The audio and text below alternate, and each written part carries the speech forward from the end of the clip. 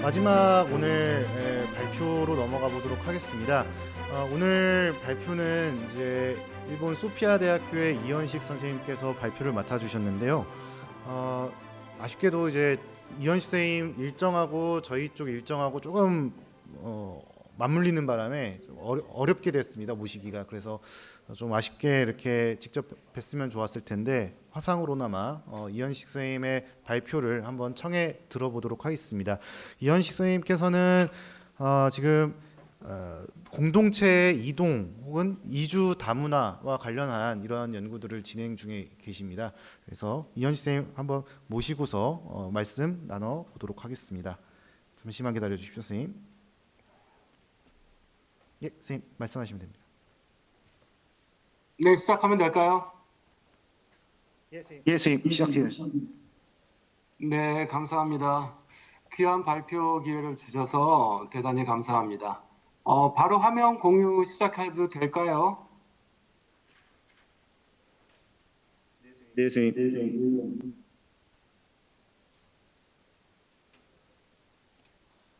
어떻게 보이시나요? 네, 잘 보입니다. 네, 그럼 발표를 시작하도록 하겠습니다. 방금 소개받은 소피아 대학교의 이연식이라고 합니다.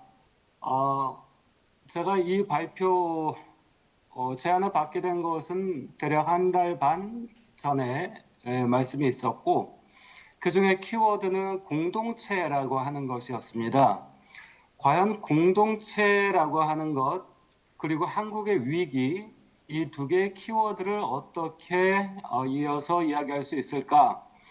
글쎄, 제가 그동안 공부해온 주제는 한반도에 살던 일본인들이 1945년 패전 이후에 어떤 방식으로 돌아가고 일본에서 어떻게 정착하는가 하는 부분이 하나가 있고, 또 하나는 1945년 해방 이후 전 세계 흩어져 있던 우리 동포들이 어떤 방식으로 돌아오고 한국 전쟁 이전에 어떤 방식으로 초기 정착을 시도하게 되는가, 이러한 부분, 즉 45년 종전 이후에 구일본 제국을 중심으로 해서 한반도 안팎으로 이동하는 사람들에 관한 연구를 해왔습니다. 그 과정에서 이제 제가 느끼게 된 것은 사람의 이동, 특히 대규모 이동이라고 하는 것이 이동하는 양지역에 모두 공동체, 또 하나는 어떤 집단의 균열, 분열, 이러한 키워드들을 화두로서 제기한다는 것이었습니다. 그랬을 때 현재 한국의 위기 하면은 무엇을 이야기할 수 있을까? 주로 제가 대하는 학생들이 유럽 쪽 친구들이기 때문에 작년 12.3 계엄 사태에 대해서 최근에 많은 이야기들을 하고 있습니다. 또한 레포트의 주제도 자유롭게 정해봐라 했는데 열이변 아홉이 12.3 계엄 사태를 가지고 레포트를 저한테 보내오더라고요. 그랬을 때 그 안에는 이제 크라이시스, 어떤 위기라고 하는 부분과 어떤 회복 능력이라고 하는 부분, 이 부분을 제기를 하게 되는데 레포트의 내용은 뭐 사람마다 약간씩 다르긴 하지만 과연 한국 사회의 이러한 균열 양상, 분열상, 이런 것들이 언제부터 시작됐는가 하는 마지막 퀘스천 마크가 되더라고요. 그랬을 때 제가 강의한 내용은 아니었습니다만 제가 연구한 내용 중에서 이러한 혐오, 갈라치기, 공동체를 저해하는 어떤 집단의 준동이라고 하는 것은 과연 언제부터 시작되었을까? 이런 부분에 대한 논의는 과연 한국 사회에서 얼마나 진행이 되었을까? 뭐 이런 궁금증을 갖고 있었습니다. 그래서 일단 제가 일본인들이 돌아가는 과정, 또 해방 후에 우리 동포들이 돌아오는 과정을 통해서 이 공동체라고 하는 화두를 우리는 그동안 얼마나 중요하게 다루어 왔는가, 이런 부분을 한번 이번 발표를 통해서 함께 생각해 보고자 했습니다. 일단 해방 후에 일본인들의 모국 귀환 그리고 조선인들의 모국 귀환이라고 하는 것은 단순하게 일본 제국만의 문제가 아니라 이 제국의 붕괴라고 하는 것, 그에 따른 전후 인구 이동이라고 하는 것은 전 세계적인 현상이었다. 이런 부분을 먼저 살필 필요가 있다고 생각합니다. 먼저 글로벌한 현상이었기 때문에 유럽을 보면 이제 독일과 프랑스를 많이 비교를 하게 되지요. 먼저 독일 같은 경우는 일본과 같이 패전국이었다고 하는 것이고, 프랑스 같은 경우는 승전국이었다라고 하는 부분에서 두 제국의 붕괴, 해체 양상은 전후인구 이동의 각기 다른 형태를 초래했다. 이렇게 말씀드릴 수가 있겠습니다. 먼저 그 중에 일본 제국과 아주 유사한 전후인구 이동 형태를 보인 것은 구독일 제국이었습니다. 바로 이 독일 제국이 유럽에 몰고 온 이 전후인구 이동 문제, 여기에서 refugee, 난민이라고 하는 것이 국제적으로 어떤 개념, 그러니까 refugee라고 하는 것을 어떻게 정의할 것인가 하는 논의가 이 독일 제국의 인구 이동을 통해서 시작이 됐죠. 처음에는 독일 사람들은 독일 영토로 돌려보내면 되지 않겠느냐 했는데 이게 굉장히 복잡해지게 되는 것이 IDP라고 하는 또 다른 집단이 이제 등장을 하게 되는 것이죠. 독일이라고 할 때 어디까지, 언제 국경을 기준으로 할 것인가, 그리고 독일인이라고 하면 어디까지가 독일인인가 하는 이런 문제들이 동시에 대두하게 되는 것이죠. 그래서 보통 전통적인 국경 안에서의 이동하는 사람들 같은 경우는 IDP로 구별하기도 합니다.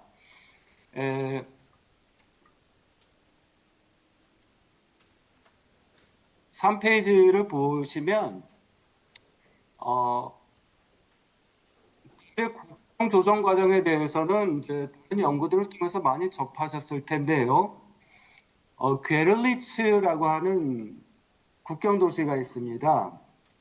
여기 보시면 제가 표시한 이 언저리가 이제 괴를리츠인데 여기 조그만 강이 흘러가고 있어요. 오데르 강이라고 하는 곳인데 독일 같은 경우는 국경 조정에 의해서 사람이 대규모 이동을 하기도 합니다. 가령 한 이 정도까지가 원래 독일 국경이었다면 왼쪽으로 이렇게 국경 이동을 하는 것이죠. 그에 따라서 폴란드의 서쪽 영토는 이만큼이 늘어나는 것이고 거꾸로 오른쪽에 있는 영토는 그만큼 줄어들게 됩니다. 즉 이러한 국경 재조정의 결과로 인해서 전통적인 보더라고 하는 개념이 이제 바뀌게 됩니다. 이것이 이제 에스닉 보더라고 하는 새로운 개념이 이제 동시에 나타나게 되는 것인데요. 아무튼 이런 국경 조정에 의한 인구 이동을 포함해서 이 독일의 인구 이동이라고 하는 부분은 우리에게 많은 부분을 시사한다고 생각합니다. 크게 세 가지 집단으로 나누어서 볼 수 있습니다. 바로 이 부분은 앞으로 한국의 어떤 인구 변화, 어떤 대책을 세울 때 굉장히 다양한 관점을 우리에게 시사한다고 생각하는데요. 먼저 피추방민이라고 하는 사람들이죠. 이 피추방민들 같은 경우는 전범국인 독일에 대해서 징벌적 의미에서 그 독일 영토 밖에 있던 모든 독일인들은 다시 독일로 돌아가라. 그래서 강제로 추방을 당하게 되죠. 대략 45년부터 50년 사이에 이루어지게 되고 그 규모는 1200에서 1300만 명 정도로 추산됩니다. 대략 45년 전후에 독일 인구를 6500에서 7000만 정도로 잡았을 때는 엄청난 인구 압력인 것이죠. 그러니까 살던 곳, 예를 들어서 폴란드라든가 아니면은 동유럽 또 에스토니아 언저리 뭐 이곳에 살던 사람들 같은 경우는 이제 강제 추방을 당하게 되고 그에 따라서 재산 몰수, 뭐 경우에 따라서는 폭행까지 이루어지게 되는 것이죠. 이것은 이제 반나치 정서를 반영한 결과라고 볼 수 있겠습니다. 이 사람들이 돌아왔을 때는 그럼 어떤 처우를 받게 되느냐? 그야말로 이등국민 취급을 받게 되는 거죠. 가뜩이나 살기 어려운데 당신들 때문에 우리의 삶이 더 팍팍해졌다라고 하는.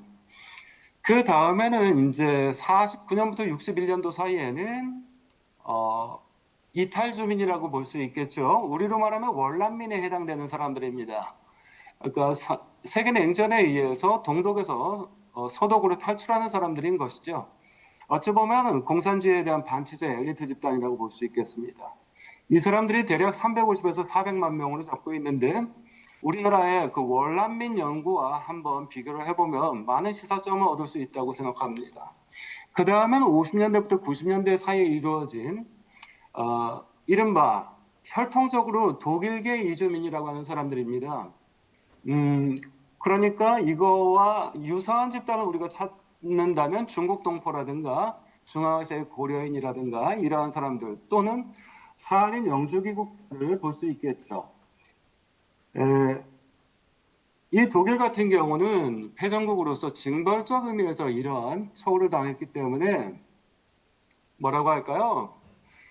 그러한 인구 이동 자체가 재앙이었다. 이렇게 받아들여졌다고 볼 수 있겠습니다. 반면에 이제 프랑스 같은 경우는 전승국도 제국의 해체를 피할 수 없었다는 점에서는 뭐 별반 다를 바 없습니다만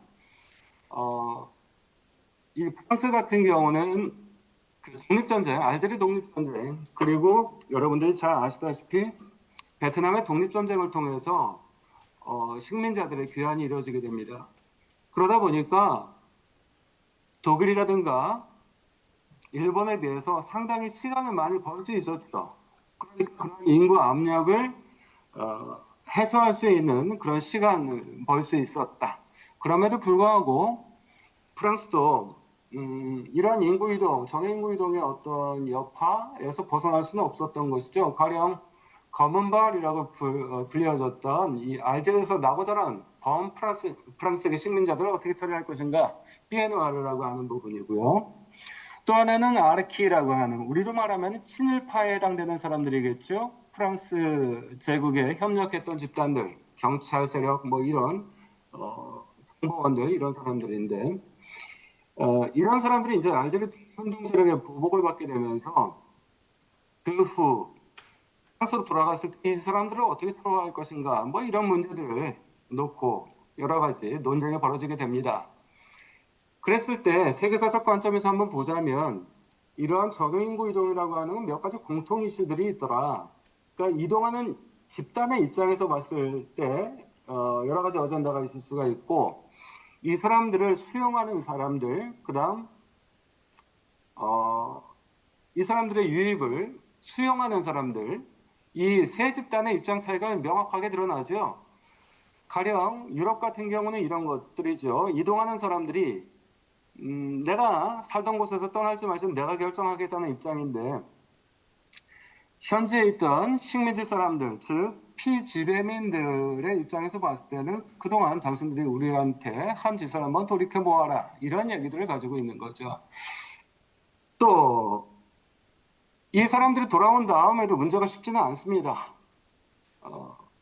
좀 나이브하게 얘기하자면 우린 다 같은 동포이지 않느냐, 동포에 호소를 하죠. 그런데 기본적으로 그곳에 붙박이로 살던 사람들 입장에서는 결국 내 밥그릇을 빼앗는 사람들이 아니겠느냐, 당신들은 민폐 집단이다, 이런 입장들을 보이게 되죠. 그러면서 여러 가지 대응 형태를 보이게 되는데 이 이주하는 사람들이 새로 정착하는 곳에서 보이는 양태들이 굉장히 중요합니다. 가령 이러한 기주민들의 차별에 우리 귀환자들이 모두 단결하자 뭐 이런 얘기하는 사람들이 있겠죠. 주로 무연고자들, 빈민, 여성들이 이런 얘기를 하게 되죠.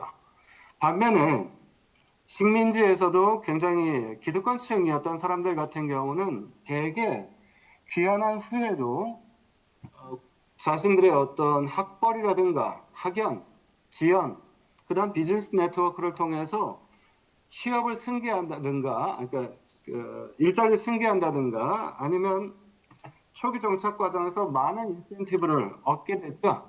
나는 이제 집도 생겼고 직업도 이어갈 수 있으니 나는 입 다물고 살겠다. 뭐 이러한 사람들이 이제 동시에 나타나게 되는 거죠.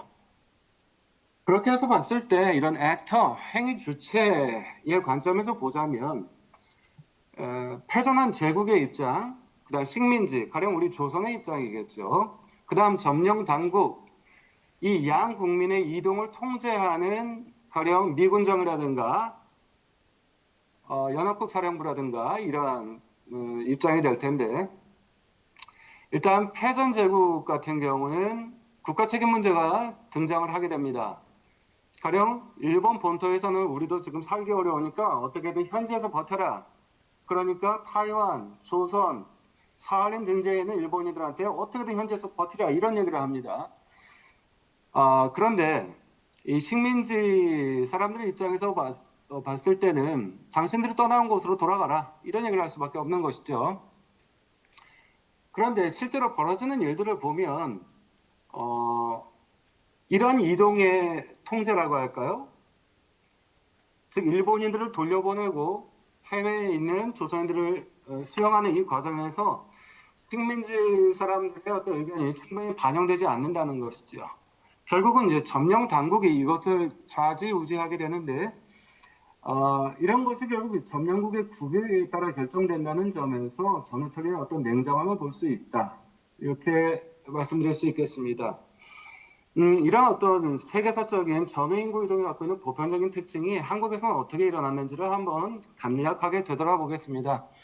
먼저 간단하게 그 제조 일본인들이 어떻게 형성되었는가를 보게 되면 기본적으로 이제 19세기 말부터 일본에서도 하와이를 비롯해서 남미 쪽으로 이민이 시작이 되죠. 그러면서 하와이나 남미보다 더 좋은 기회의 땅이 있더라. 그것이 바로 타이완, 한반도, 나아가서는 중국 대륙이 아니겠느냐. 그래서 이렇게 아시아로의 이주를 권유하는 이러한 이민 안내서들이 붐을 이루게 되죠. 그렇게 해서 우리 그 인구 구성도 상당한 변화를 겪게 되는데 해방 직전에 우리 조선의 인구는 대략 한 2,500만 정도로 한반도에 남북한을 통합해서 대략 2,500만 정도였다고 하고 해외에 500만 명 정도가 나가 살게 되었다라고 이야기합니다. 45년 8월 전후에서. 그랬을 때 일본인들은 대략 어느 정도였느냐? 민간인이 대략 한 80만 명 정도, 그리고 군인이 한 20만 해서 합해서 대략 100만 명 정도가 45년 8월 시점에 남북한에 있었다. 이렇게 볼 수 있겠습니다. 그 중에서 제가 일본인들의 출생지 분포를 좀 집중해서 보려고 하는 부분이 뭐냐면, 그동안 우리는 제조 일본인 하면은 굉장히 균질적인 집단으로 생각을 해왔는데 그렇지가 않더라는 것입니다. 그 중에서 제가 이제 주목하고자 했던 것은 이미 1930년도에 바로 조선에서 태어나는 사람들이 30%를 넘어서기 시작했다. 즉, 그 전에 우리가 일본인들 얘기하면은 이 사람들이 관동 사람이냐, 관서 사람이냐, 규슈 사람이냐, 그 중에서 어느 직업군의 사람이냐, 주로 이런 부분을 가지고 제조 일본인을 논해왔는데 30년을 넘어가는 시점에서는 이제 조선에서 태어난 2세들에 관한 이야기를 본격적으로 할 필요가 있다. 이런 부분들을 일본인들의 균열 요소로 제가 좀 제기를 했고요. 조선에서 돌아간 사람들의 기억이라고 하는 것은 가령 이 윗그림에서 보시다시피 이 사람들도 이제 조선에서의 기억을 이야기합니다. 그런데 보통 자신이 살 일본인 천에 대한 기억이 조선에 대한 기억인 것이죠. 원산 같은 경우를 보시면 이 바둑판 모양으로 잘 정리된 원산부가 이 원산에서 태어난 일본인 같은 경우는 고향에 대한 기억이겠죠. 조선에 대한 기억이겠죠. 근데 여기에 사는 인구보다 80%, 8배나 많은 이쪽에 이 초가집에 사는 조선 사람들에 대한 기억은 전혀 없다는 것이죠. 원산에 대한 기억은 이 남쪽 원산부에 제한되어 있고 이 원산 리에 대한 기억은 전혀 없다. 그래서 조선인에 대한 기억도 동시에 형성되지 않았다. 이런 부분들이 해방 후 일본에서 남긴 그런 회고록들을 봤을 때 우리가 조심스럽게 살펴야 될 부분이라고 생각됩니다.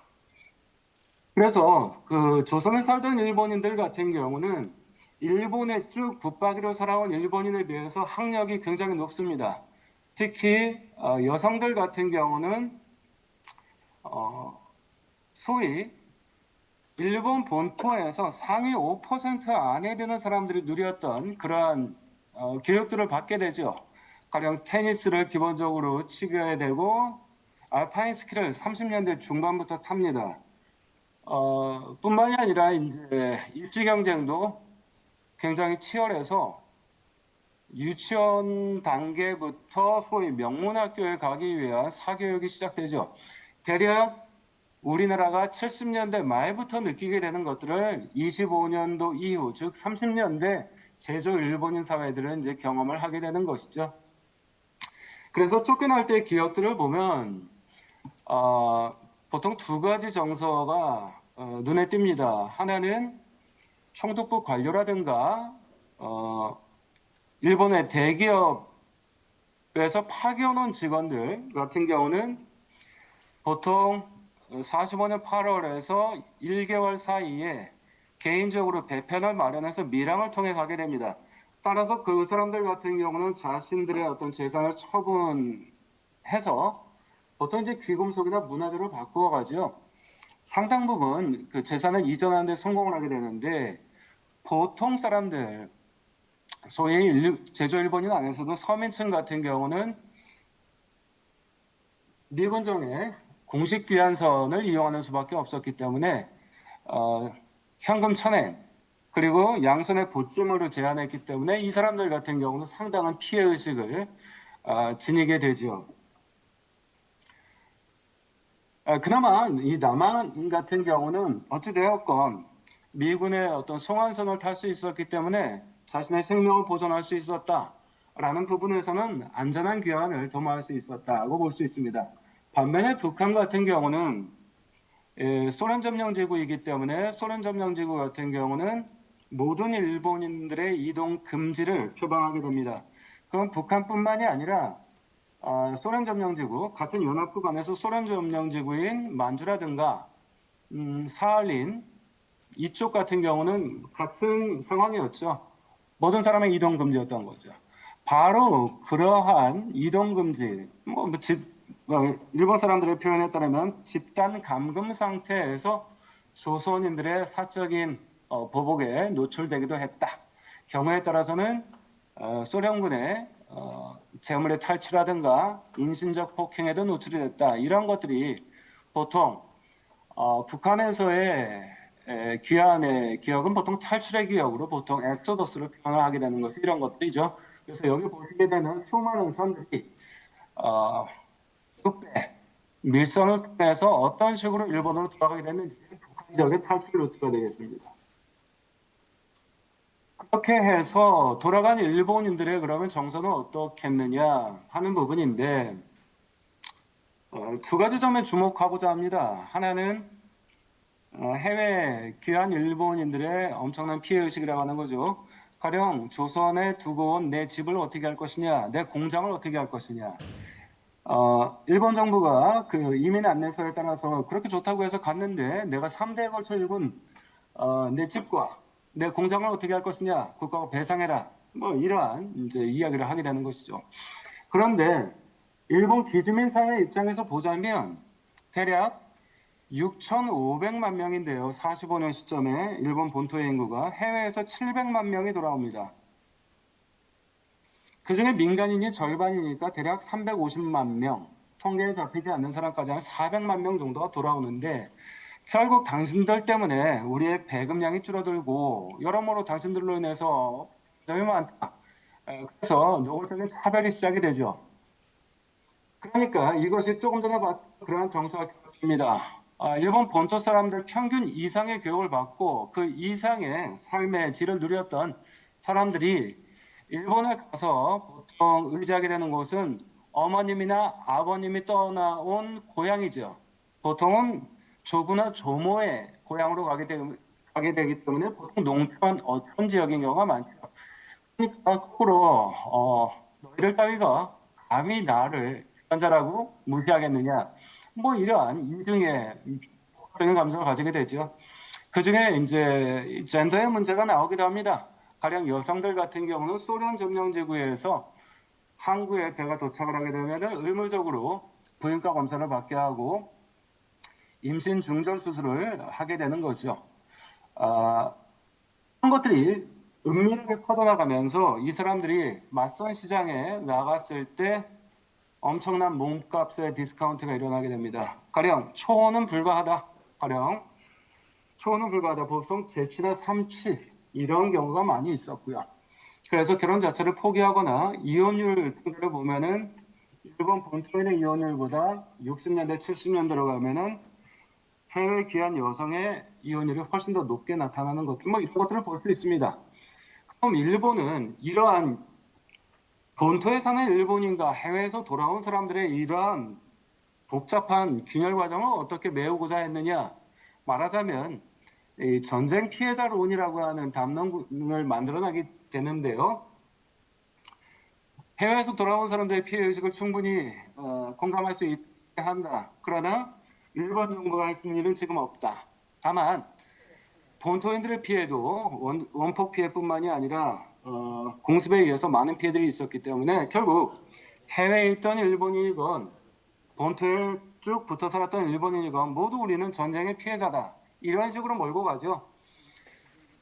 그래서 일본인 그러니까 귀환자 그룹 같은 경우는 무슨 소리를 하냐. 전쟁 피해에 대해서도 정확하게 균분을 하자라고 얘기를 하면서 해외에 두고도 우리의 재산에 대해서는 일본 정부가 공식적으로 보상을 엄명하게 바란다. 뭐 이런 얘기를 하게 되는데요.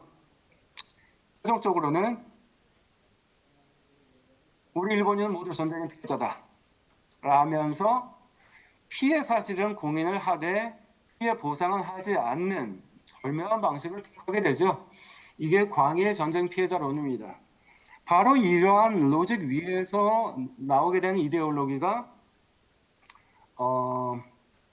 전후평화라고 하는 것이고, 이 전후평, 일본이 지금도 얘기하는, 그래서 제가 친한 일본인들 사이에서도 평화를 이야기하는 사람들이 많고, 그런데 제가 항상 그 술자리 끝에 헛헛한 마음으로 집에 돌아가게 된 이유 중에 하나는 전후평화를 이야기하는 것은 좋다. 그런데 왜 식민지에 대한 반성은 동시에 이야기하지 않는가라고 하는 부분인 거죠. 뭐 대충 뭐 일본인의 귀환은 이 정도로 말씀드릴 수가 있겠습니다. 그 와중에도 이러한 일본의 귀환 문제를 식민 지배에서 기인한 것으로 반성을 했던 이소가야 세이지라고 하는 인물이 있으니까 이런 분들의 이야기를 한번 같이 주목해 볼 필요가 있다라고 생각됩니다. 시간 관계상 좀 간단하게 넘어가도록 하겠습니다. 그럼 해방 후 해외에서 돌아온 우리 동포들은 어떻겠는가 하는 부분입니다.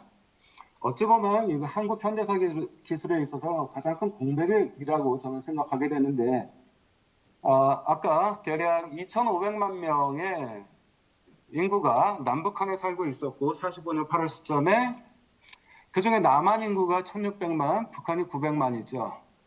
그중에 해외에서 돌아온 사람들이 남한으로 유입된 경우가 250만 명입니다. 그러니까 한반도 남단, 지금의 대한민국을 중심으로 보자면 1945년 8월부터 46년 말까지 1,600만 명 중에 250만 명이 어딘가에서 새로 들어온 사람인 거죠.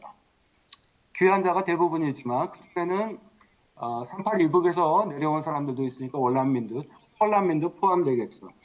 제가 이번 발표에서 말씀드리는 월남민은 한국전쟁기의 월남민은 제외한 초기 월남민입니다. 일제강점기에 우리는 보통 그렇게 많은 사람이 해외로 끌려갔다라고 뭐 역사책에서 가르쳐 오죠. 근데 그렇게 끌려간 사람들이 45년 8월 이후에 어떻게 되었는지는 역사 교과서에서도 설명을 하지 않고 심지어는 연구자 레벨에서도 연구를 하지 않습니다. 이러한 현대사 기술 과연 납득할 수 있는 것인가 하는 문제 제기를 하고 싶고요. 아무튼 이러한 귀환 시기, 귀환 규모, 그리고 유입 지역이 워낙 광범위하기 때문에 다양한 차이점들, 균열 요소를 차분하게 살필 필요가 있다. 이것이 나중에 공동체를 어떻게 건설해 나갈 것인가 라고 할 때 우선적으로 고려돼야 될 점이겠죠. 지금 뭐 사진에 보이는 것은 주로 배를 타고 오는 것이니까 해로를 통한 것이니까 주로 일본을 경유해서 오는 일본에 동원된 사람이나 태평양 지역에서 오는 사람들 그리고 남양 남방에서 오는 사람들이 되겠죠. 뿐만이 아니라 절반 정도가 38도선을 육로를 통해서 걸어 들어오는 국경을 넘어오는 사람들입니다. 만주 중국 귀환자가 있을 것이고 한국 전쟁 이전의 월남민들이 바로 이제 육로를 통해 들어오게 되는 거죠. 그렇게 해서 한반도 전체가 아니라 지금 현재 대한민국을 중심으로 보자면 북쪽에서는 걸어 들어오는 사람들, 부산을 중심으로 해서는 남쪽의 지정 귀환항에서는 배를 통해 들어오는 사람들로 크게 양분할 수 있겠습니다. 그래서 표를 보자면 뭐 여러 가지 표를 제시할 수 있겠습니다만 두 가지 정도를 말씀드리고자 합니다. 해방 이후에 통계에 잡히지 않은 인구까지 포함하자면 대략 1,600만 중에 250만이 새로 유입되었다. 그 중에 대략 180만에서 90만 정도가 해외 귀환자로 볼 수 있고 60만 내외 정도가 한국전쟁 이전에 초기 월남민이었다고 볼 수 있겠다. 또 한 가지 주목할 점은 이 유입지별로 각각 정착한 규모인데요.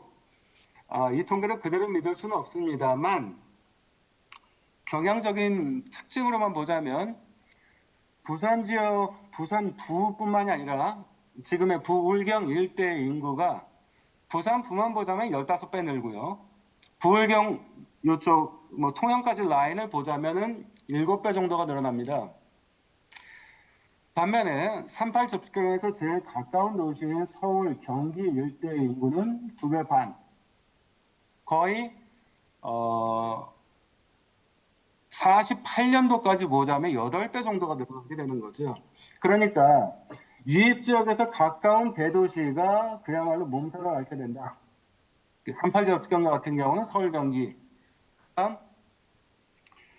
일본이나 해안을 통해서 들어온 경우는 주로 경상남북도가 중심이 된다. 뭐 이걸 말씀드리고자 하고 또 한 가지는 미군 통계의 허점입니다. 미군 통계 같은 경우는 주로 38 접경에 수용소 15군데에서 신문을 통해서 어디에서 왔는지를 조사를 했고 부산항, 지정항에서 하선하는 사람들의 신분증을 검사하고 이런 식으로 통계를 내게 되는데 통계 누수가 엄청나게 심하다는 것입니다.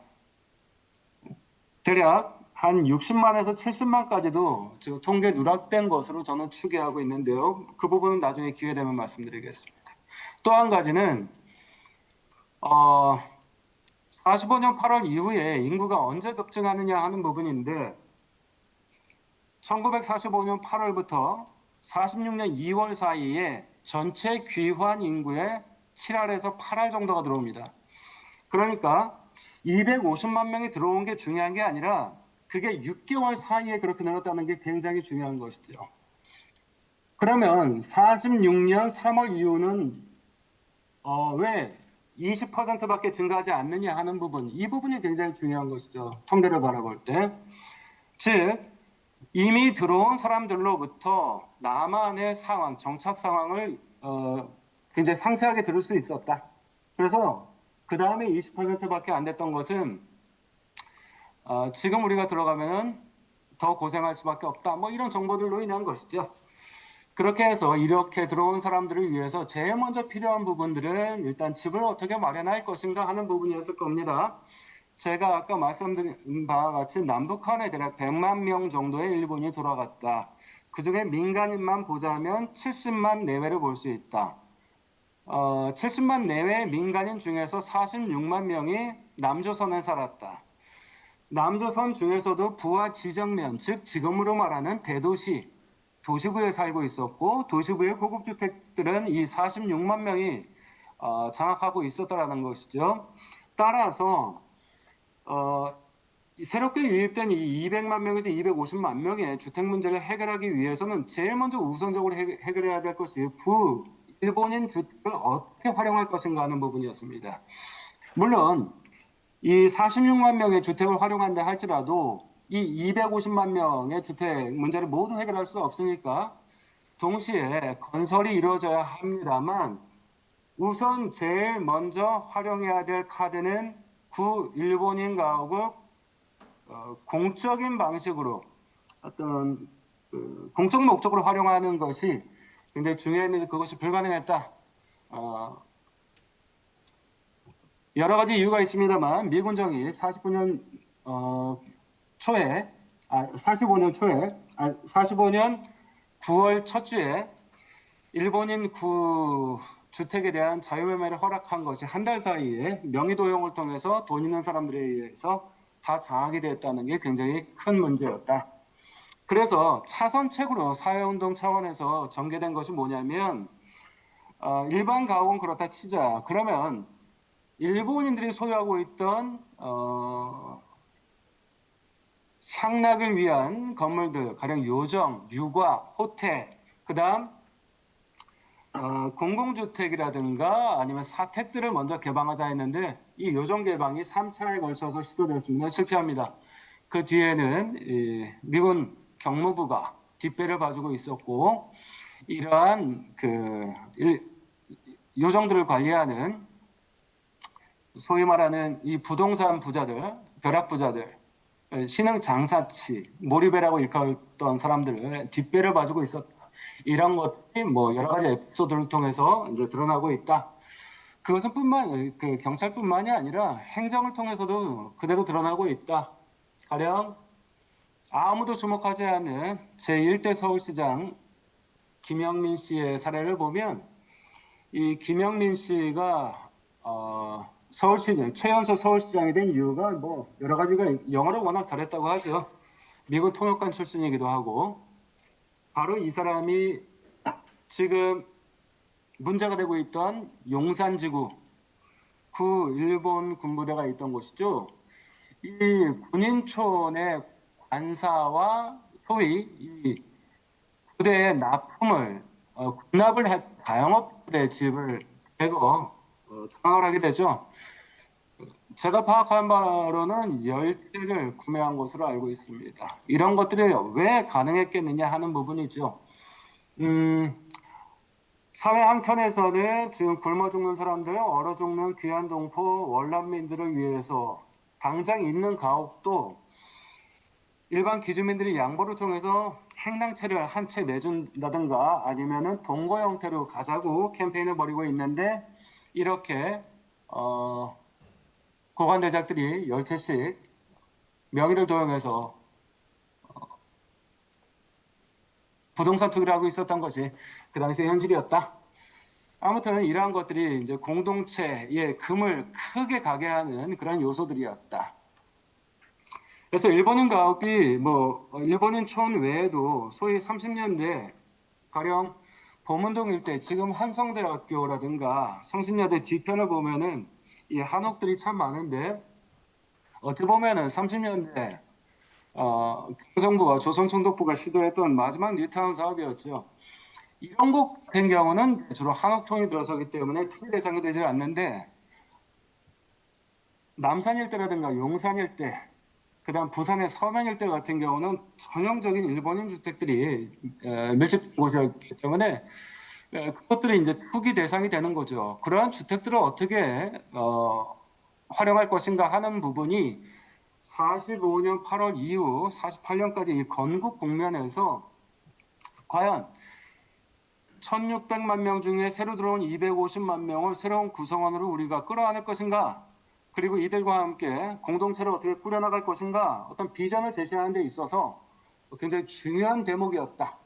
그래서 결과적으로 구일본인 주택은 돈 있는 사람들이 다 여러 채를 구매해서 장악하게 되고 소위 공공 건조물 같은 경우는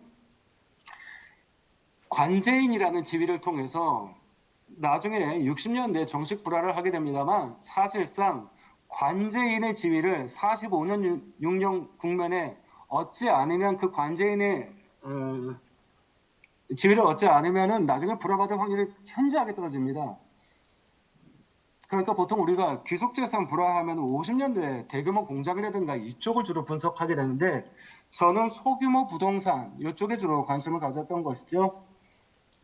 결국은 45년, 6년 국면에 관리인 내지는 관제인 지위를 획득한 사람들이 나중에 그걸 차지하게 되더라.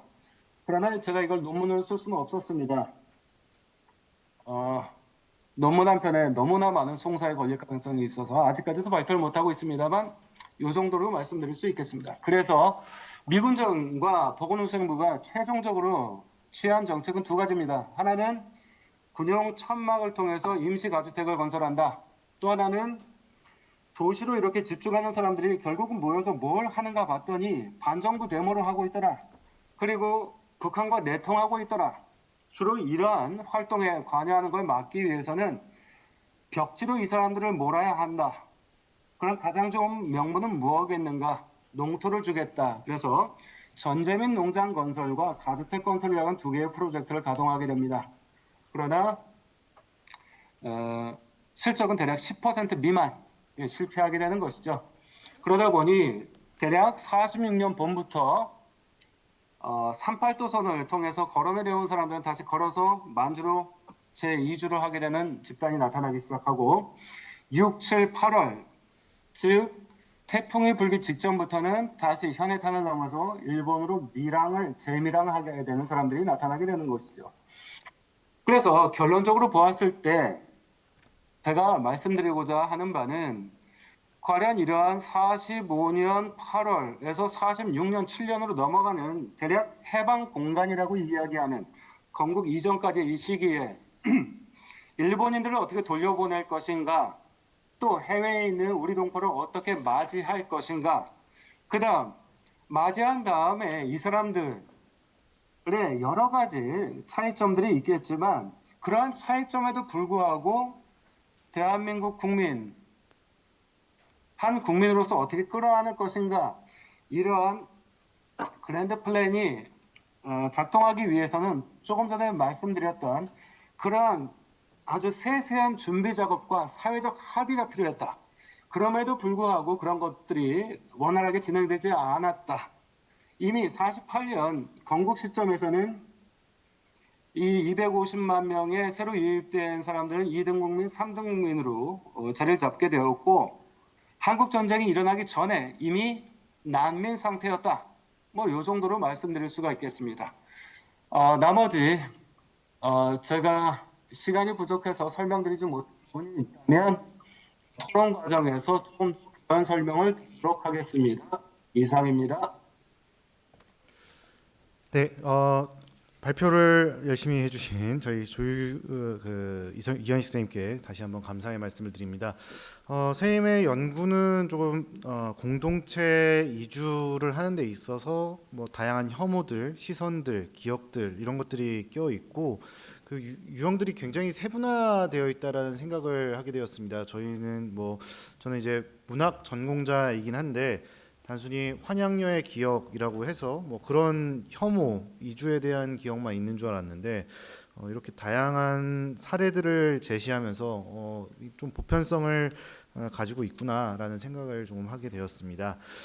저희는 두 분의 토론자 선생님을 모셨습니다. 한 분은 이제 조영묵 선생님이시고요. 그 인문사회 연구소를 지금 지원 사업을 다문화 교육 쪽으로 진행하고 계십니다. 그리고 또 한 분은 조규태 선생님이십니다. 그 지금 현장에 계신 선생님들은 별지로 아마 나눠드렸을 겁니다. 토론문을. 그래서 토론문에 조규태 선생님의 토론문을 참조해 주시면 되고 원래는 이제 황혜성 선생님이었다가 조금 급박하게 저희가 토론자를 변경하게 되었습니다. 그런데도 불구하고 조규태 선생님께서 굉장히 열심히 또 토론문을 작성해 주셔서 정말 감사드립니다. 그러면 첫 번째로 조영묵 선생님의 토론문을 같이 함께 보면서 진행을 해보도록 하겠습니다. 근데 다만 이제 조영묵 선생님의 토론문은 조금 토론문이기보다는 좀 선생님의 연구, 지금 조영묵 선생님이 하시고 계신 연구를 좀 위주로 토론문이 작성되어 있습니다. 그래서 일종의 한 예시 혹은 관점을 추가하거나 시사점을 확장한다라는 차원에서 조금 생각해 보시면 좋을 듯합니다. 네, 그럼 첫 번째 토론자인 조영무 선생님께 마이크를 넘기도록 하겠습니다. 예, 안녕하세요. 제 이름은 조영목이라고 합니다. 간단하게 제 소개를 해드리자면은 저는 현재 동국대 이주 다문화 통합 연구소에 소속이 되어 있고, 저희 연구소에서는 지금 언택트 다문화 교육을 주제로 현재 지금 사업을 수행 중인데, 저는 지금 원래 전공 사실 동남아시아 역사인 관계로 사실은 이현식 교수님께서 준비하신 연구하고는 또 어떻게 보면은 전공 지역에 약간 좀 차이가 있지만 시기적으로 봤을 때는 좀 비슷한 점이 있어서 일단은 예. 제가 그래서 그 점을 좀 준비했다는 점을 좀 이해해 줬으면 좋겠고요. 저 같은 경우는 사실 이번에 주신 발표문을 보면서 느꼈던 게 아무래도 그 한반도 해방과 그리고 이후에 동남아시아 그 독립국 신생국 탄생에 있어서 좀 비슷한 점이 있어서 그런 점이 있어서 특히 중국계 화교 와인의 문제와 좀 비슷한 점이 있다는 점을 많이 찾았다는 점에서 이번 토론을 준비하게 되었습니다. 특히 제가 여기서 말씀드리고 싶은 거는 제2차 세계대전의 종전으로 인해서 전 아시아의 이제 인구 이동이 이제 본격적으로 진행이 됐었는데요. 그로 인해서 결국은 나타나는 민족 갈등, 민족 이외에도 오늘 또 발표자 선생님께서 또 준비하셨다시피 그 안에서 나타나는 또 귀환자들과 기존의 또 잔류자들 간의 또 문제라고 또 바라볼 수가 있고, 결국에는 자원은 한정돼 있고 공간이 한정돼 있지만은 빈 공 가운데 결국에는 자기들이 원하는 것을 놓고 결국 경쟁하는 부분에 있어서 좀 어느 정도 비슷한 점과 차이점이 있었기 때문에 이런 부분을 일단 준비를 해 두었습니다. 특히 이현식 교수님 지금 준비해 주신 또 이 연구를 통해서 좀 재밌었던 좀 느꼈던 좀 공통점을 찾아볼 수 있었던 게, 특히 식민 도시의 특징이 조선 사회 전 곳곳에 나타나 있었기 때문에 이게 결국에는 귀환 문제에서 또 뭐 적산가옥을 처리한다든가 그런 부분에 있어서 좀 비슷한 문제의식을 갖고 있지 않았나라고 생각이 됐었는데, 일단 동남아시아를 중심으로 말씀드리면은 식민지에 의한 도시화가 소수의 유럽인과 원주민이 구분되는 것을 의미했었고, 그 가운데서 중간 착취자 역할을 중국계 화교들이 역할을 했었기 때문에 결국에는 현지인들이 유럽인과 중국계 화인에 대한 반감이 점점 더 높아졌던 특징이 나중에는 독립 이후에 나타난 그 민족 갈등으로 더 이어졌었던 것을 저희가 찾아볼 수가 있는데, 특히 제국주의나 글로벌 경제생 방식이 소비를 가능하게 하고 유럽 제국의 지역수로 기능을 하게 했다. 그렇게 해서 식민 항구 도시가 16세기와 19세기 사이에 발달된 곳으로 일반적인 항구 도시와는 좀 구분되는 특징을 가지고 있었다라는 점이 그 이현식 교수님께서 연구하시는 원산 같은 곳이 좀 그런 점이 좀 비슷한 점을 찾아볼 수 있지 않을까라는 생각에서 준비를 하게 됐었고요. 그리고 또 식민 도시의 가장 기본적인 특징 중 하나가 코스모폴리탄적인 성격을 가졌다고 볼 수가 있는데, 아까 말씀드렸던 것처럼 소수의 유럽인이 아시아를 지배하기 위해서 무역회사나 지역 리더 사이에 컨설팅을 통해 분쟁을 해결하게 되면서 결국 이 문제를 해결하는 것 저희가 찾아볼 수가 있었고, 또 종족 간 결혼이 이러한 혼합의 이유가 될 수가 있었는데, 반대로 이게 조선인과 일본인 사이에서 나타난 결혼의 문제가 과연 동남아시아에 나타난 이런 좀 혼합의 문제와 공통점과 차이점을 좀 찾아볼 수 있지 않을까라고 좀 생각을 해보게 되었습니다.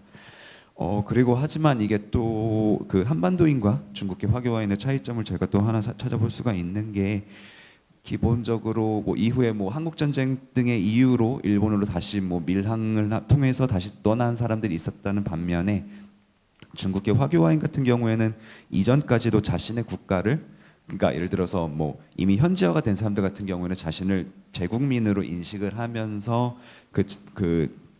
제국민을 인식을 하면서 그만큼 현지화의 차별에 나섰던 반면에, 그만큼 현지화가 덜 됐었던 화교와인들 같은 경우에는 오히려 중국의 자신을 금의 환양을 꿈꾸면서 동남아시아에 이주를 했었기 때문에 자신들이 그만큼 현지화에 덜 되고 오히려 좀 본양 사람들과 조금 더 어울리면서 자신들만의 공동체를 구축했었지만, 오히려 그것이 또 다른 폐쇄성을 낳으면서 결국에는 신생국의 갈등으로 나타났었는데, 오늘 교수님께서 준비해 주셨던 연구를 통해서 느꼈었던 점은, 같은 민족적 같은 문화성을 공유를 한다고 하더라도 결국에는 잠시나마 떨어져 있었던 사이에 형성되었던 문화적인 차이가 결국에는 그들을 귀환자들을 결코 그렇게 따뜻한 마음으로는 결코 환영할 수는 있지 않았다라는 것을 찾아볼 수가 있고요.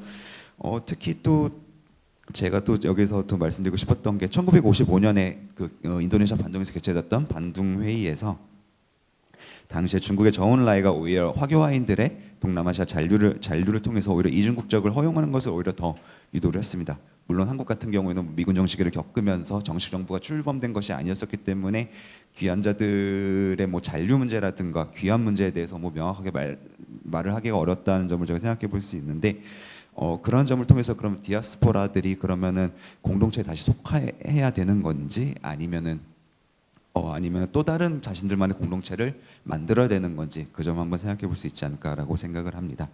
결국은 앤더슨이 주장하는 것처럼 민족은 상상의 정치 공동체라고 정의를 한다고 합니다. 그래서 이전에 한 번도 만난 적이 없던 사람이 스스로를 만나서 묶어서 공동체를 상상하도록 만드는 과정을 통해서 민족이 형성되었다고 주장을 하는데요. 결국에는 문화적 동질성이 그런 귀한 자들을 얼만큼 더 환영을 할 수 있는지 저희가 한번 생각해 볼 수 있지 않을까라고 생각을 들었습니다. 그래서 제 토론문은 일단 여기까지 마치려고 하는데 제가 준비한 토론문과 이현식 교수님께서 준비해 주신 발표를 통해서 비교해 보면서 느꼈던 게 제 질문이 총 한 4가지를 좀 드리려고 합니다. 그래서 첫 번째로는 그 처음에 그 독일과 일본과 프랑스의 사례를 들어주시면서 거기서 나타난 뭐 귀환자들이라든가 잔류자들이라든가 뭐 이주민의 사례에 대해서 말씀해 주셨는데 그러면 반대로 한편으로는 또 영국의 사례도 한번 혹시 고려를 해 보실 수 있으신지 여쭙고 싶은데요. 영국의 사례 같은 경우에는 뭐 영국도 똑같이 프랑스와 똑같이 승전국이지만 영국 같은 경우에도 이후에 뭐 동남아시아라든가 인도라든가 아프리카 국가들을 독립시키는 과정에 있어서 거기에 해당되는 잔류자들 특히 뭐 케냐 같은 경우에는 영국으로부터 독립을 하면서 오히려 인도인들이 케냐에서 받아주지 않았기 때문에 다시 영국으로 재이민하면서 현재 영국에는 레스터에 그 케냐에 머물던 인도인들이 머무는 사례가 있는데요. 혹시 그 사례도 혹시 연구해서 혹시 참고하실 생각 있으신지 여쭙고 싶고 두 번째 또 질문 같은 경우는 아까 원산부와 원살리의 사례를 통해서 그게 일본인들과 조선인들이 서로 나눠서 살았던 사례를 언급해 주셨는데 그것도 어떻게 보면 영국의 식민 정책인 디바이드 앤 룰의 관점에서 혹시 해석이 가능한가 한번 또 여쭙고 싶고 세 번째 같은 경우에는 제가 방금 말씀드린 것처럼 귀환자들도 그러면은 그 기존의 주민들하고 좀 문화적 차이가 얼마나 나타나는지 그런 점에서 어떻게 바라봐 주실 것인지 한번 여쭙고 싶고 마지막 질문 같은 경우에는 결국에는 이 연구의 후속 연구로 좀 진행될 수가 있을 텐데요. 이후에 뭐 또 일본에서도 또 한 1960년대부터 제일교포 북송 사업을 계속 진행을 했었는데 결국 그렇게 해서 일본 내에서 차별받았던 조선인들이 또 북송돼서도 또 북한에서도 차별로 이어졌었는데 이런 점에 좀 차별점을 이어지지 않았을까라고 질문을 드리겠습니다. 감사합니다. 네, 토론 감사합니다. 조금 질문이 많았기 때문에 이번에는 좀 먼저 이현식 선생님의 답변을 듣고 그런 다음에 또 조규태 선생님의 토론으로 넘어가 보도록 하겠습니다. 네, 선생님 답변 주시면 감사하겠습니다. 네, 지금 말씀드리면 될까요? 네, 네. 조영목 선생님 토론문 너무 재밌게 봤습니다. 그 조영목 선생님이 연구하시는 부분이 제가 코로나 터지기 직전에 그 하이델베르크 대학하고 루뱅 대학하고 옥스퍼드 대학교 학생들하고 필드워크를 했어요. 그러니까 좀 아픈 기억인데 선생님께서 질문하신 그런 문제들을 한 6개월, 한 학기 동안 필드워크를 하다가 코로나가 터져서 줌으로만 이제 학생들을 만나게 됐지요. 제가 이제 학생들하고 필드워크를 하면서 느낀 점 몇 가지를 말씀드릴게요.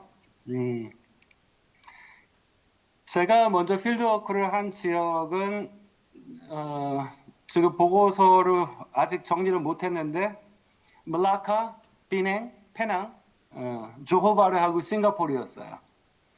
아마 조영목 선생님이 딱 말씀하시고 싶은 그런 도시가 아닐까 생각을 합니다. 게다가 또 같이 한 학생들 중에는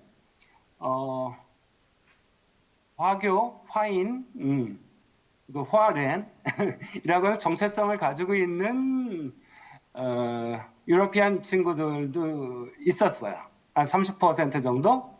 그러니까 그 친구들 같은 경우 트릴링구얼이니까 가령 그 화교 커뮤니티 안에서 제가 필드를 할 때는 그 친구가 필요했던 거죠. 그 저의 떠듬떠듬하는 보통화 가지고는 그 사람들의 그 배리어를 무너뜨릴 수가 없으니까 이럴 땐 너가 필요하다. 그랬던 친구들한테 제가 몇 가지 느꼈던 것들을 좀 말씀드리겠습니다. 독일하고 일본하고 프랑스 그 사례는 말씀드렸는데 영국 사례는 좀 뭐가 좀 다를까? 이 말씀이시잖아요. 지금 결국 말레이령 이쪽의 말씀일 테니까. 일단 독일하고 일본은 굉장히 비슷하죠. 징벌적인 의미의 전후 처리였기 때문에 선택의 여지가 없었다. 목으로 돌아가는 것밖에 없었다라고 하는 것이고, 프랑스 같은 경우는 그거에 비하면 정말 귀빈 대우 받았죠. 그 지배자였지만. 일단 에어 프랑스가 갔잖아요. 에어 프랑스가 갔죠. 그리고 귀환 대기 중에 에비앙 생수가 지급됐죠. 이런 사치가 있을까 싶어요. 쫓겨나는 주제에. 게다가 이중 국적도 필요하면 인정하겠다고 했고, 의사, 변호사, 교수 세 가지 직종에 대해서 특히 그 테크노크라스에 있었던 핵심 직업군 같은 경우는 3배 연봉을 제시했죠. 잔류한다면. 그러니까 이런 것들을 보면 사실 독일이나 일본하고 비교할 수가 없을 거예요. 프랑스 같은 경우는. 제가 학생들한테 보통 사적인 자리에서 많이 이야기하기를 프랑스 같은 경우는 한짓거리에 비해서 너무나 많은 대우를 받았다라고 저는 얘기를 하지요. 그럼에도 불구하고 프랑스 같은 경우도 프랑스를 서에서 동으로 한번 여행을 해보시고 북에서 남으로 이동을 해보시면 북에서 남으로 이동하실 때 굉장히 드라마틱한 변화의 체험을 느끼실 수 있을 것입니다. 그 변화의 끝이 바로 마르세유겠죠. 마르세유에 들어서는 순간 왼편에 히잡을 쓴 사람들의 커뮤니티가 있고 오른쪽에 고매한 백인 프랑스 라틴 쪽의 사회가 있죠. 거리 하나를 사이에 두고 그들이 이용하는 편의점이 다르고 마트가 다르고 그 안에서 구사되는 현지어가 다른 이러한 것들, 프랑스 같은 경우는 굉장히 그 구식민지에서 온 사람들을 굉장히 환영하는 듯한 이런 제스처를 취하고 있지만 속으로 끙끙 앓고 있다. 뭐 이렇게 말씀드릴 수가 있고요. 그에 반해서 영국 같은 경우 굉장히 영민했다라고 평가를 하지요. 영국의 제국주의가 세계적으로 뭘 남겼는가 했을 때 보통 2-3가지를 얘기하더라고요. 전 세계 공용어로서 영어를 남겼다, 대영 제국은. 둘째, 영민하게 사람을 많이 투입하지 않고 식민지를 굉장히 효율적으로 운영했다. 그런 의미에서 프랑스 제국주의자들은 바보다. 뭐 이런 책들도 많이 나오고 있지 않습니까? 그러다 보니까 프랑스 같은 경우 독립전쟁의 양상이 굉장히 치열하죠. 그래서 잔인하게 처벌을 받는다든가 이런 것들이 나오는데 영국 같은 경우는 치고 빠지기가 굉장히 능수능란했다. 어찌 보면 말레이 인도네시아의 지형, 지금 현재 보더라인은 영국이 그 스마트함에서 나왔다라고 얘기하는 것. 지금 뭐 오일 가지고 얘기하는 중동뿐만이 아니라 제가 봤을 때는 말레이시아 산다칸까지 국경은 영국이 그 스마트함에서 나왔다. 그래서 말레이 사람들의 정체성을 갖고 있는 사람들 입장에서는 더 얄밉다. 뭐 이렇게 얘기할 수 있지 않을까 생각이 됩니다. 원산부가 이제 디바이드 앤 룰의 어떤 표본이지 않겠느냐 하는 것, 바로 물라카와 페낭을 보면 알 수 있지요. 페낭 같은 경우는 그 영국 그 총독이 거주하는 공간 대략 2,000에이커 전후되는 거기가 완전히 군주로서 군림을 하게 되잖아요. 그러면서 왼편에 그 자전거 관광객들을 끌어들이고 있는 자전거 벽화가 쭉 나란히 있는 소위 이 말레이 반도의 주석을 캐기 위해서 주석 노동자로 왔었던 캔터니스, 그러니까 광동주 쪽에 이제 화랜들 같은 경우 그 사람들의 지금 집주지가 세계문화유산으로 지정되어 있지 않습니까? 또 물라카도 마찬가지고. 근데 물라카도 보시면 그 크레올들이 상당히 많이 남아있죠. 포르투갈 그 윤곽이 드러나 있는 얼굴은 말레이 사람이지만 체격을 보면은 전체적인 프로포션이 유러피안 스타일의 사람들도 많이 있고요. 이 디바이드 앤 룰 같은 경우 동남아가 훨씬 더 극명하게 드러났다. 어떻게 보면은 섹터가 돼 있지 않는가. 그래서 만약에 기회가 된다면 북한 사례, 남한 사례, 그리고 조영목 선생님의 동남아 필드 사례 가지고 한번 더 재밌는 얘기를 할 수 있지 않을까 생각이 됩니다. 선생님 그 조금만 잠깐 시간이 저희가 조금 부족해서 살짝만 짧게만 해주시면 감사드리겠습니다. 네, 죄송합니다, 선생님.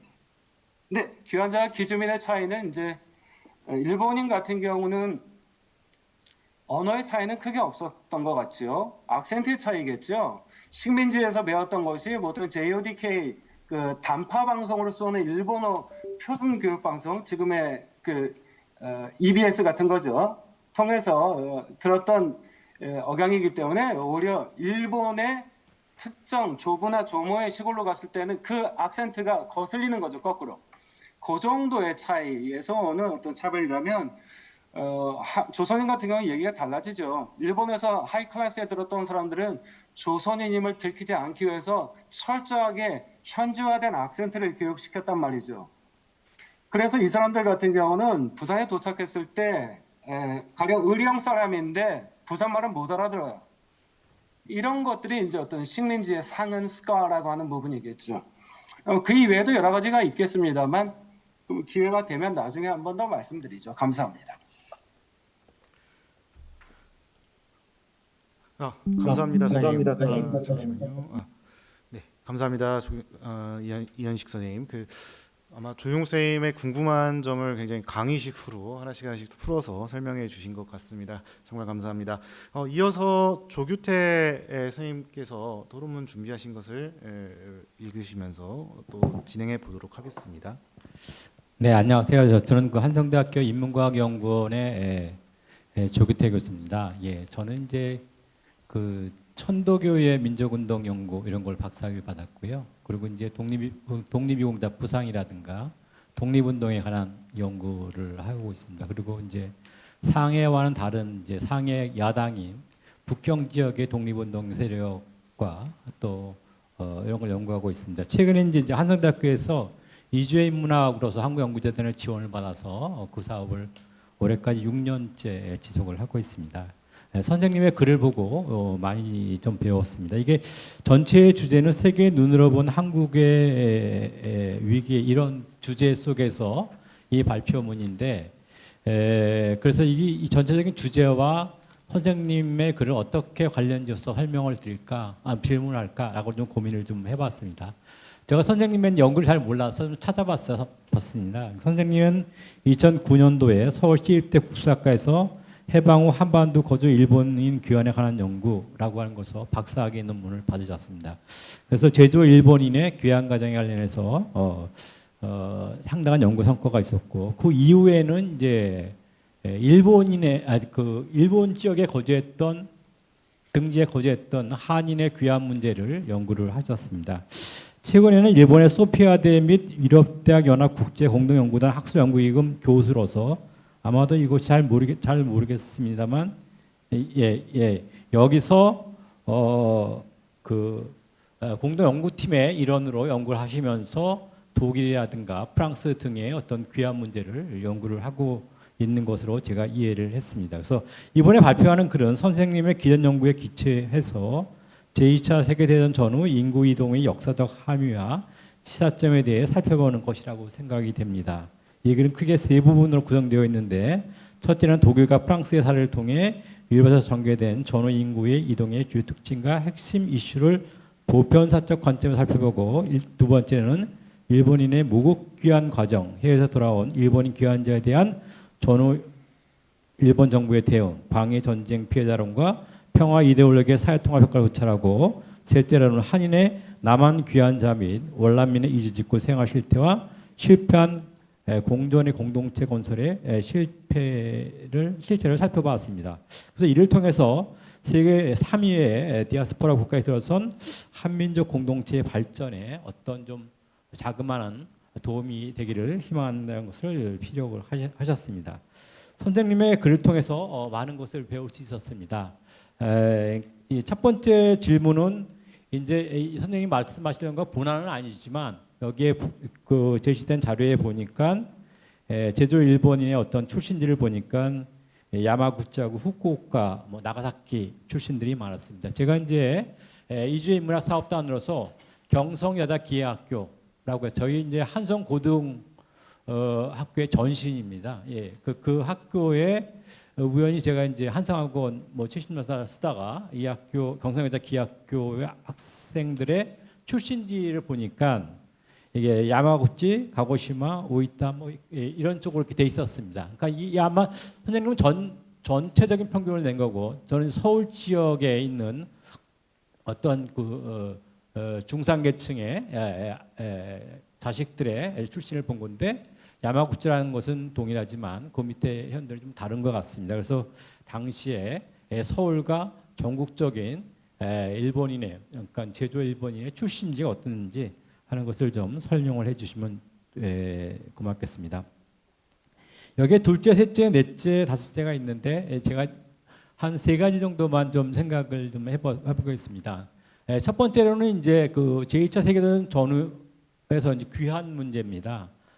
제가 그 전에 이제 대한 적십자회 관련된 논문을 쓰다 보니까 한국 구제총회라고 하는 곳이 있더라고요. 그 한국 구제총회가 뭔가 보니까 1943년도 11월 달에 UNRRA 그래서 United Nations Relief and Rehabilitation Administration이라고 하는 어떻게 귀환 문제와 관련된 전 세계적인 조직이 있었고 그 산하에 그거에 따라서 각국에서 이렇게 구제 총소가 만들어집니다. 그래서 중국의 경우는 중국 선후 구제 총소라고 하는 것이 만들어졌고 한국도 대한민국 임시정부 산하에 구제 총회가 만들어졌는데 한국은 국가가 아니기 때문에 구제 총소라고 하는 명칭을 쓰지 못하고 한인들의 구제회 모임이다. 그래서 한국 구제 총회라고 하는 것이 만들어졌는데 그것이 UNRRA를 통해서 지원받는 것이 아니라 중국 선후 구제 총소라든가 중국 정부를 통해서 지원을 받았고 그 지원을 받아서 임정에 있는 그 요인들의 가족이라든가 임정 요인들이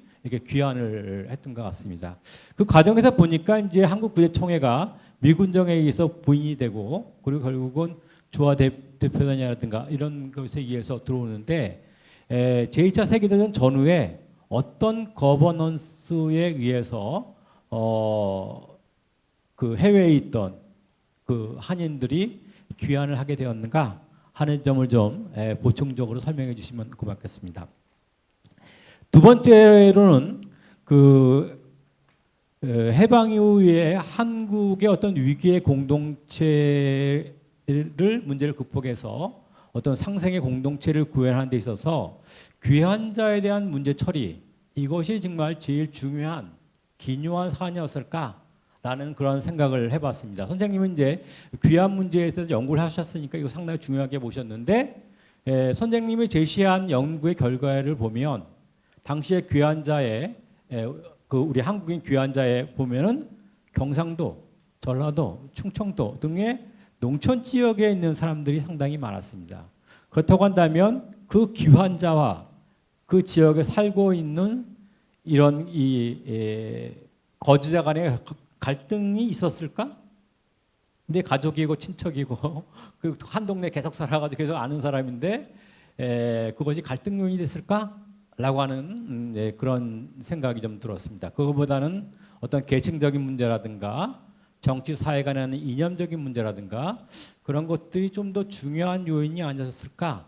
그러니까 선후 관계에 있어서 결국은 이 귀환 문제의 처리라든가 이런 것은 뒤로 이렇게 물러날 수밖에 없었고 또 귀환자와 여기 거주자 간의 갈등이 아주 심각한 것은 아니었던 것은 아닐까라는 그런 생각을 하게 되었습니다. 그다음에 세 번째 문제는 귀환자의 어떤 계층적 성격이 과연 어떤가라고 하는 것을 생각을 해봐야 될 것 같습니다. 선생님은 귀환자들 상당히 이게 외지에 나갔다가 돌아오니까 상당히 어려운 사람이다, 곤란한 사람이다 이런 이제 뉘앙스로서 말씀하고 계신 것 같은데 귀환자들이 과연 국내에 거주하는 사람들과 평균으로 봤을 때 그들의 계층적 성격이 곤란한 상태였는가? 라고 하는 것은 좀 생각해 볼 여지가 있지 않은가라고 생각이 됩니다. 당시에 이제 물론 이제 그 남태평양이라든가 중국이라든가 여기에서 가서 강제 동원이라든가 뭐 혹은 뭐 학병이라든가 혹은 징용이라든가 이런 것으로 동원된 사람들이 국내에 거주하던 80%의 농민, 그 농민들의 다수는 소작농이었는데 그들보다도 경제적 상황이 더 어려웠을까? 그렇지 않았을 것 같다는 생각이 듭니다. 왜냐하면 학병 같은 경우에는 대학을 나온 사람이었고요. 상대적으로 엄청나게 상층의 사람들이었었고 해외에 동원된 사람들도 일을 시키려고 한다면 상당히 일본어라든가 이런 걸 알 수 있었을 사람이라고 생각이 되는데 국내에 있었던 이런 농민들, 80% 농민 중에 다수를 차지하는 소작 농민보다 더 열악한 상태였을까라고 하는 것은 한 번 더 생각해 볼 여지가 있지 않을까라고 생각이 됩니다. 그다음에 이렇게 적산부라든가 이런 거와 관련해서 보면 이게 이제 저는 개인적으로는 이번 발표에서도 어저께도 AI 문제라든가 이런 걸 얘기했는데 뭐 많은 정보를 그 입력한다 이런 것도 상당히 중요하지만 우리 인문사회 연구에 있어서는 역사적 사실이 뭔가 역사적 사실을 규명해서 올바른 사실이 집적되도록 하는데 우리 연구자의 노력이 상당히 필요하지 않은가라는 저는 그런 생각이 듭니다. 사실이 뭔가라고 하는 게 중요하다는 거죠. 제가 한 가지 예를 들면 우리는 너무나도 다 대한제국이라고 얘기하고 다 있습니다. 교과서도 대한제국이고 대한제국 시대고 대한제국에서 대한민국으로 이렇게 되어 있지만 대한제국의 공식 명칭은 대한국이었습니다. 왜냐하면 대한국 국제라고 되어 있기 때문에요. 거기 대한국 국제가 헌법이기 때문에 헌법에 대한국은 제국이다 이렇게 얘기했지 대한제국이라고 쓴 바가 없는데도 대한제국이라고 얘기하고 있다는 것이죠. 잘못된 정치적인 어떤 그런 이유로서 어떤 민국을 주장하는 사람들의 어떤 자기의 주장을 합리화하기 위해서 쓴 그런 용어들 이런 것들이 사실인 것처럼 확대되고 있는데 그렇지 않다는 것을 갖다가 사실을 밝히는 노력들이 상당히 중요하지 않을까라고 저는 그런 생각이 들었습니다. 선생님이 여기서 제기하신 친일파 문제라든가 적산불화라든가 이런 것들도 결국은 어떠한 특정한 세력들이 자기의 기득권을 강화하기 위해서 내세운 프레임이었고 그 프레임을 어떠한 특정한 목적에 따라서 계속해서 되뇌는 것은 아닌가라는 측면을 한번 반성을 해보고 사실을 추적해보는 것이 상당히 중요하지 않을까라고 생각이 듭니다. 제가 보는 데는 우리나라에서는 자주의 나라입니다. 자주성을 상당히 존중하는 그런 나라이기 때문에 자주의 편에 서서 얘기를 하면 절대로 욕먹지 않습니다. 그러니까 우리나라 역사에서 자주의 죄인들이 많았습니다. 박규수라든가 김정희라든가 강이라든가 오경석이라든가 김옥균이라든가 김성수라든가 이승만이라든가. 근데 제가 보건대 그 사람들은 김정희라든가 이런 사람들 보면 청나라의 김정희 같은 경우에는 자기도 그렇고 자기 아버지도 그렇고 중국의 북경에 사신으로 갔다 오는 사람이었습니다. 박지원도 마찬가지고요. 북경에 가보니까 이 만주적 세운 청나라가 엄청나게 발전했는데 그날의 우물을 받아들이는 것이 우리나라의 어떤 자주성의 유지라든가 이런 것이 좋을 것 같아서 받아들이자고 주장하면 엄청나게 공격을 받으니까 결국은 한문소설을 얘기했고 수자 김정희도 그 똑똑한 사람이 정식적인 문제를 얘기하지 않고 금석학이라든가 이런 얘기를 했고 그 뒤에 강이라든가 오경석이라든가 결국 또 그 사람도 개화하자는 것을 갖다가 상당히 조심스럽게 접근했던 것이 아닌가라고 생각이 됩니다. 김성수도 그렇고요. 그다음에 제가 보건대는 이제 저는 이제 천도교를 공부했습니다. 그러니까 여러분 잘 아시다시피 천도교라고 하는 것은 동학의 후신이었습니다. 천도교라고 하는 걸 만든 사람이 누구냐면 손병이었습니다. 손병이라고 하는 사람은 1894년도에 동학농민運동 당시에 동학농민군의 중군의 통령이었습니다. 참모 총장과 같은 그런 위치에 있는 사람이었습니다. 동학농민군 당시에 동학농민군이 정확한 희생자를 추산할 수 없지만 한 3만 명 이상의 동학농민이 죽었습니다.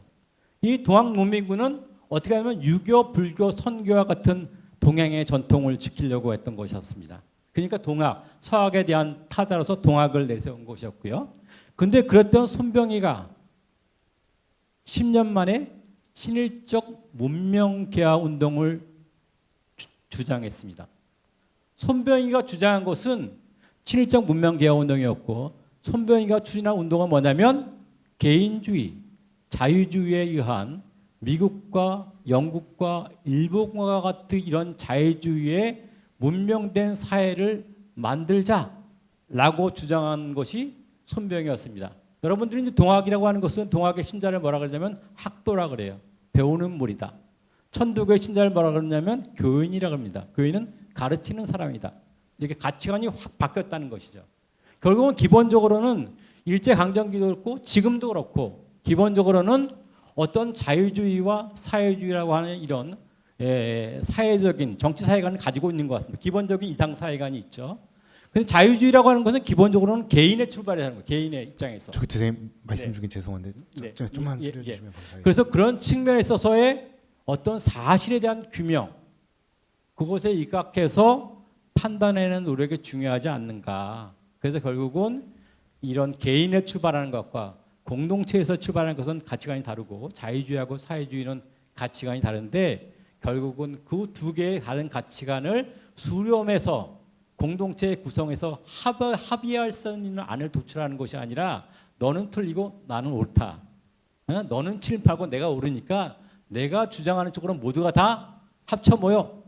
이렇게 되는 것이 진정하게 공동체 사회를 구현하기 쉬운 방법일까라고 하는 것을 한번 모색을 해봐야 되지 않을까라고 생각이 됩니다. 선생님이 말씀하셨던 적산부다라든가 친일이라든가 이런 것들도 한번 우리가 관점의 전환을 갖다가 해볼 필요는 없을까라는 그러한 제 소신을 곁들여서 좀 말씀드렸습니다. 죄송합니다. 예. 아닙니다, 선생님. 좋은 말씀 해주셔서 감사합니다. 지금 이현식 선생님의 논의에 대해서 일정 부분은 조금 조심스럽게 접근할 필요가 있다라는 것을 말씀해 주시고 있는 것 같습니다. 이에 대한 이현식 선생님의 답변을 좀 들어보시면 좋겠습니다. 이현식 선생님도 좀 짧게 해주시면 감사드리겠습니다. 죄송합니다. 네, 조규태 선생님, 뭐 20년도 넘은 것 같은데요. 그 서울역 뒤에 대우재단에서 민족운동사학회 발표하고 제가 혼나가지고 시무룩해 있는데 선생님께서 뒷풀이 자리에서 격려해 주시면서 아직 시작이니까 좀 더 열심히 하면 된다고 이렇게 힘을 주셨던 게 전 기억이 납니다. 이번 토론문도 이렇게 그 어수룩한 발표에도 불구하고 꼼꼼하게 봐주셔서 정말 감사드립니다. 예, 선생님께서 지금 말씀하신 몇 가지에 대해서 제가 조금 더 어떤 식으로 보완을 해야 될 것을 좀 고민을 하면서 좀 말씀을 드릴까 합니다. 선생님께서 이제 기회학교의 원적지 조사 데이터를 저한테 보내주셨는데요. 저도 보면서 굉장히 재밌게 봤습니다. 일단 제조일본인의 원적지에 대한 조사는 그 고려대학교의 이형식 선생님도 이제 많이 하고 계시는데 실증 연구를 제가 한 가지만 조금 더 코멘트를 하자면 원적지에 대한 조사가 왜 중요한가에 대한 근본적인 논의가 필요하다. 저는 그렇게 생각을 해요. 가령 대한제국기에서 1905년 사이에 들어온 일본 사람들을 보면 주로 규슈 쪽에 굉장히 극우적인 성향의 이러한 사람들이 들어오고 한일 병합 전후로 돼서 소위 엘리트들이 이제 들어오면서 1920년대 처음에 식민지를 세팅하는 과정에서는 고시 출신파들이 엄청나게 오더라고요. 그때는 과연 그 사람이 동경제대 출신인가 교토제대 출신인가 동경에서 태어났는가 교토에서 태어났는 것보다 저가 중요하다고 생각되는 건 제국대학 출신의 고시파라는 게 저는 더 중요하다고 생각을 하는 것이죠. 그래서 이영식 선생님하고 제가 한번 얘기했던 바에 따르면 원적지와 더불어서 과연 어떤 배경의 사람들이 경향적으로 많이 늘어나는지 추세를 좀 같이 볼 필요가 있지 않은가. 저는 그런 생각을 했고 이번 발표에서 제가 주목했던 거는 과연 조선에서 태어난 사람들은 어느 정도나 될까? 한번 보니까 1930년 시점에 30%를 넘어갔다는 것은 원적지보다 이 사람들의 경성 출신자라는 것이 즉 세대 간 균열이라고 하는 것이 조금 더 현실적으로 규정성을 갖는 변수로 동시에 존재하는 것이 아닐까 그런 부분을 좀 말씀드리고 싶었습니다. 예, 그다음 귀환 과정에서 도움을 줬던 거버넌스에 관한 말씀이신데요. 그 일본 제국이 망한 다음에 각 식민지 점령지에서 꾸려진 것이 일본인 세화회라고 하는 것이죠. 일본인 세화회는 비교적 구 식민 권력이 유지가 될 수 있었던 지역. 그러니까 남한이라든가 타이완이라든가 보통 미군 점령지구죠.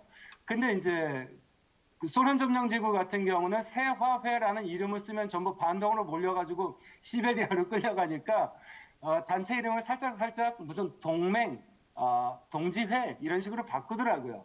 근데 내용은 똑같았습니다. 일본인들을 어떻게 안전하게 본국으로 돌려보낼까 하는 그러한 구호단체 역할을 하더라고요.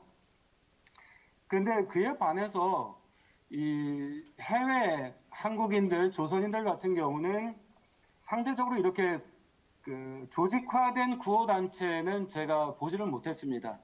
어찌 보면은 현지 귀한 항구라든가 그 도보로 넘어오는 길목의 주요 중소도시에서 임시로 꾸려진 그런 단체들이 많았는데 제가 개인적으로 구술을 하면서 굉장히 뜻깊게 각인되었던 것은 서강대학교에서 그 서양사를 가르치셨던 어찌 보면 서양사 미국사의 태두시죠. 이보영 선생님 구술을 제가 한번 할 기회가 있었는데 이보영 선생님 같은 경우는 연희전문에서 나중에 이제 국립대학 종합대학으로 바뀌면서 이제 서울대학교에서 또 학위를 하시고 미국에 가시지 않습니까? 바로 이러한 엘리트들이 그 길목에서 이러한 유사한 자치단체라고 할까요? 또 소련군정과의 교섭, 그리고 미군정 같은 경우는 미군과의 교섭. 이보영 선생님께서는 뭐 일본어, 중국어, 영어, 러시아어까지 능통하셨으니까요. 바로 이러한 엘리트들이 그런 중요한 역할을 하시더라고요. 그리고 그 배경에는 이보영 선생님을 중심으로 해서 독립운동을 했던 세력들도 결합이 되고 또 그 지역의 유지들도 결합이 돼서 당장 급한 주먹밥을 만든다거나 이런 것들을 하게 되는데 일본에 비해서는 좀 자생적인, 즉흥적인 그런 단체들이 많았다. 그런 의미에서 귀환 과정에서 좀 체계적인 지원을 받지 못한 것도 사실이다. 그것이 어떻게 봤을 때는 지배한 나라와 지배받은 나라의 그 이동하는 사람의 서름이라고 할까 차이라고 할까요? 그런 것들이 좀 더 드러난다. 이 부분은 저도 좀 더 보완하도록 하고요. 그 기환자 집단도 동질한 집단이 아니지 않느냐. 그 안에 계층 차이라고 하는 것이 있고 집단에 따라서 학력도 다를 것이고 재력도 다를 것이고 어찌 보면 조선에서 느낀 일본 지배에 대한 체험 또 외지에서 느낀 고향에 대한 즉 조국에 대한 생각 뭐 이런 것들이 전부 다 같은 동질한 그 균질한 집단은 아니지 않느냐라는 말씀으로 저는 이해를 했고요. 저 또한 100번 공감하는 부분입니다.